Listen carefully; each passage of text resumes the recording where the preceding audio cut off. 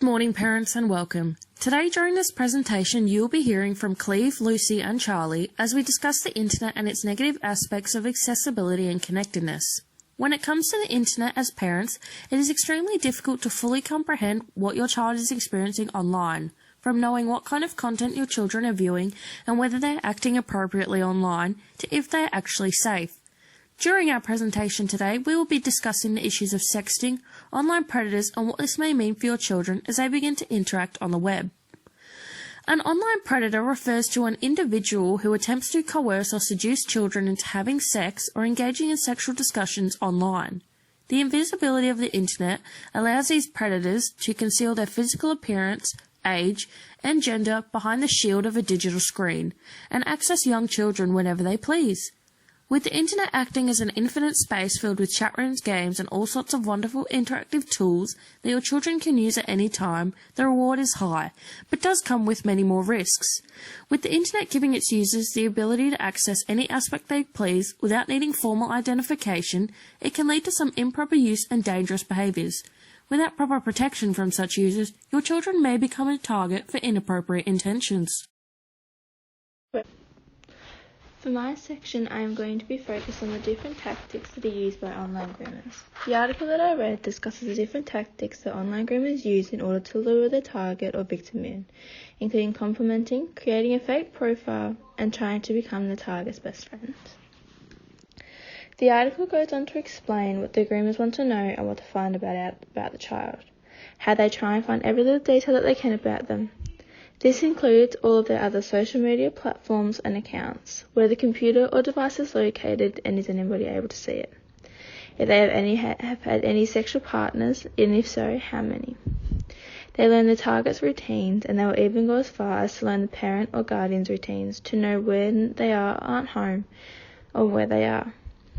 It goes into detail about the processes and what exactly happens and explains the different behaviours the predator might perform and the reasoning behind it.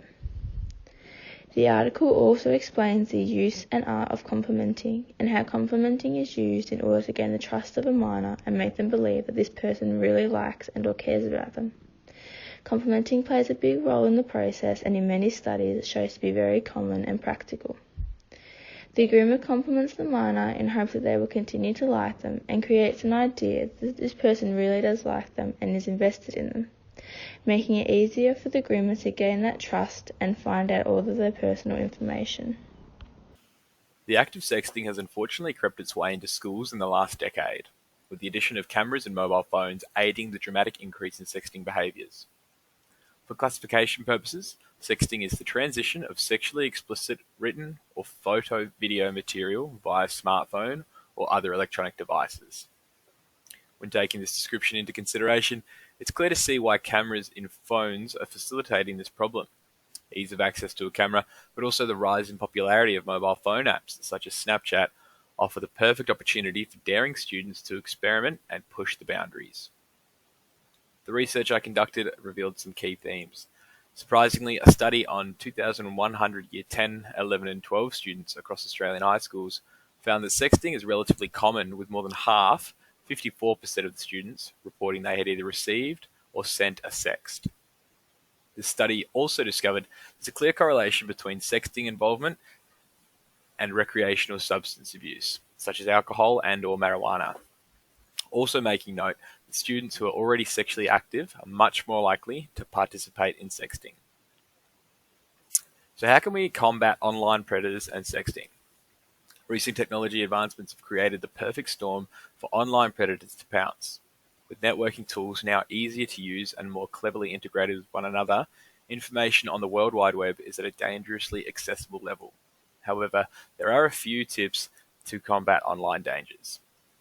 Most apps come with customizable security settings. Use these. Be aware of what your children are doing and utilize parental controls if need be. Communicate with your children.